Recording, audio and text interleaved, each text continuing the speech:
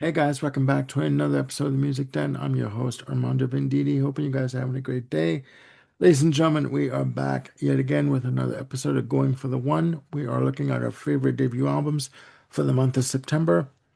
And Jim is up with his next selection of favorite debut album. Jim, I take it am away. up with my next selection. Thank you, Armando.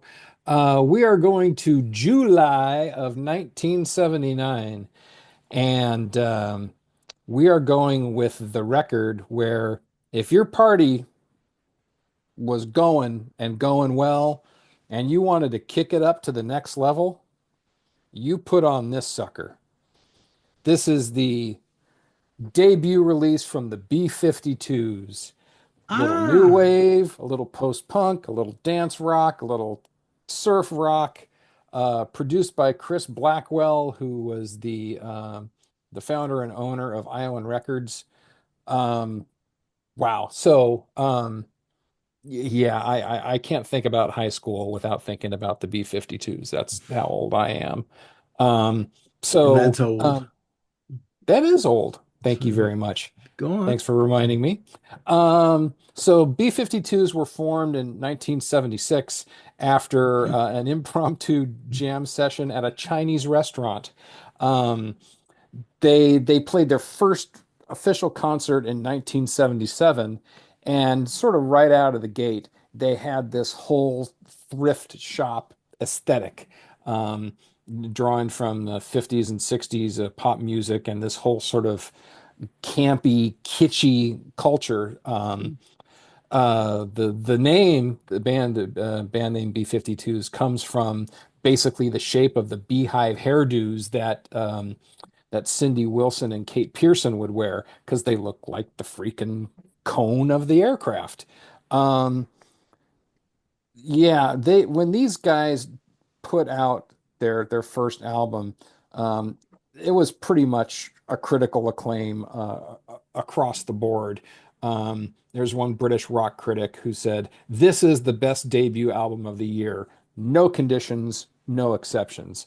Um, I haven't gone through every debut album that came out in 1979, but I have some sympathy with where he's coming from. Um, to me, this is even though I really love this album, it's kind of a tale of two sides. I think side one is absolutely perfect, just flawless. Starts off with Planet Claire, which kind of and with its slow, low introduction, as everything kind of fades up, um, definitely draws the listener in. And with just the whole, kitschy organ aesthetic, it just really lets you know it's like this doesn't sound like anything else that's out there these days. And it sure the heck didn't. Fred Schneider and his, weird kind of speak singing that he does, um, just is another thing that sort of draws you in. It's like, wow, this is really weird, but it's really fun. Mhm. Um, you get to the second tune, 52 Girls is the name of it, with Kate and Cindy, harmonizing over each other, sing simultaneously as they do, I think, pretty much all the time on this album. Um, it's basically just a listing of the names of girls, 52 of them to be exact.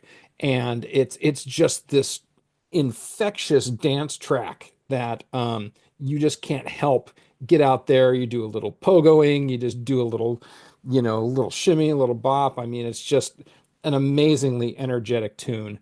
Um, One that I don't think gets enough credit.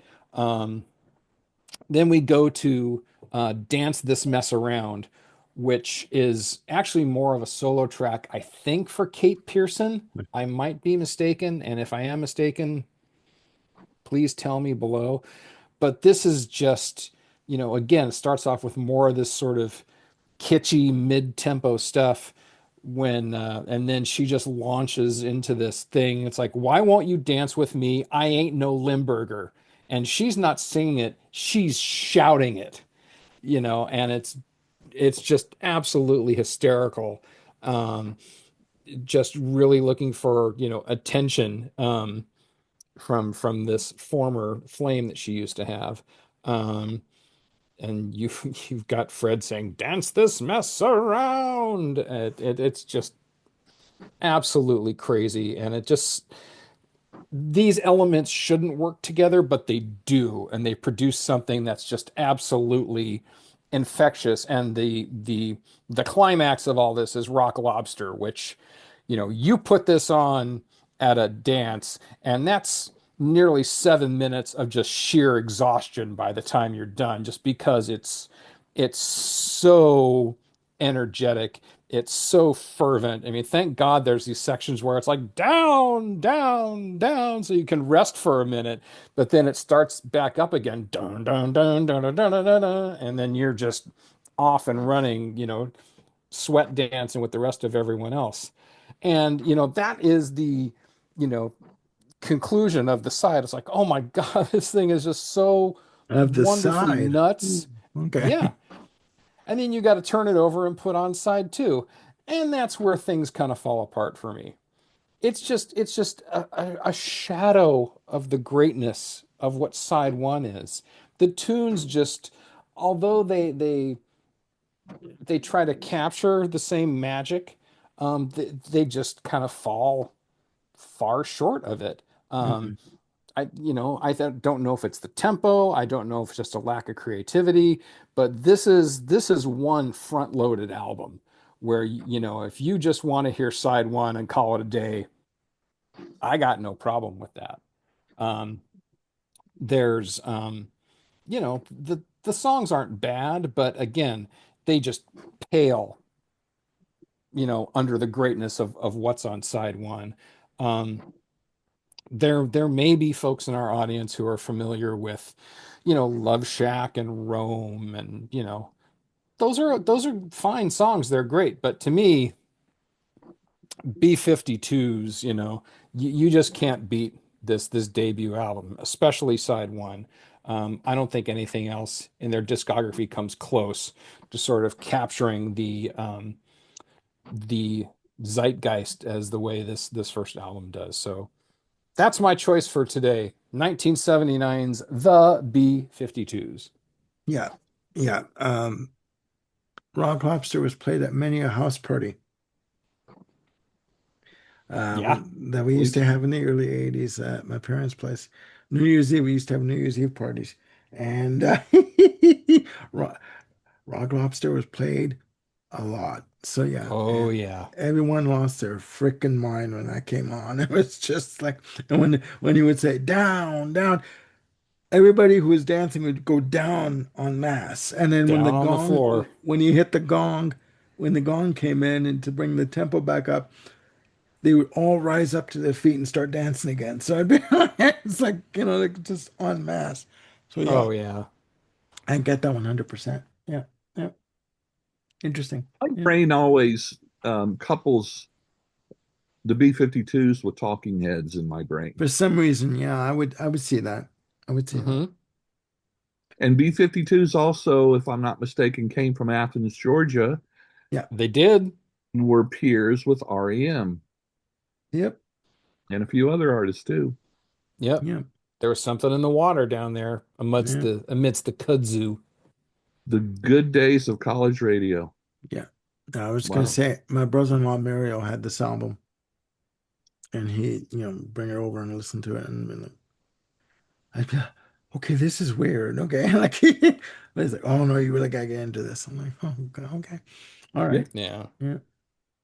So Ghost, do you know this album or Actually know this album. As Jim said, I'm more familiar with some of the later tracks, Rome, Love Shack, and Good Stuff, and all that. Yeah. I came to know of the B-52s, I think, around the early 90s. And yeah. I never really explored their stuff much because I honestly kind of found it a little goofy. Yeah, Sure. yeah, I get what you're saying. I get what you're saying. Well, A little Exactly. goofy. That's being polite, but that's good. Is a go-to song for me. That is brilliant. I mean, it ain't the Shags, but it's pretty brilliant. Well, consarn it, there can only be one Shags. Thank God for that. Yeah. But yeah, I mean, the B-52s, I think they hit their peak with Love Shack and Deadbeat Club and Rome and yeah, and Good Stuff. I remember Good Stuff when it came out. I liked that song actually. It had a really good beat to it. Yeah. Mhm. Um, Some great guitar.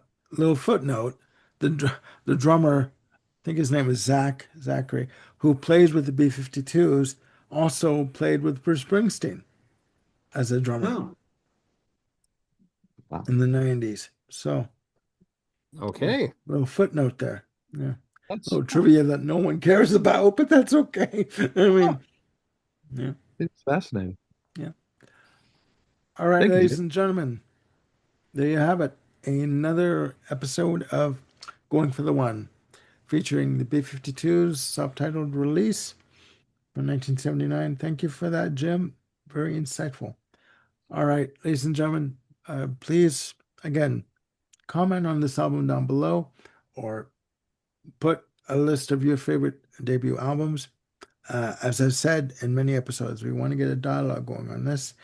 And this has been a hell of a time thus far. And we're not done yet. So for Sagosh, Ken, and Jim, I'm Armando signing off. Again, quick like and subscribe and hit the notification bell to keep yourselves on top of any new content we got coming up. And we will see you soon with another segment of Going for the One. Bye for now.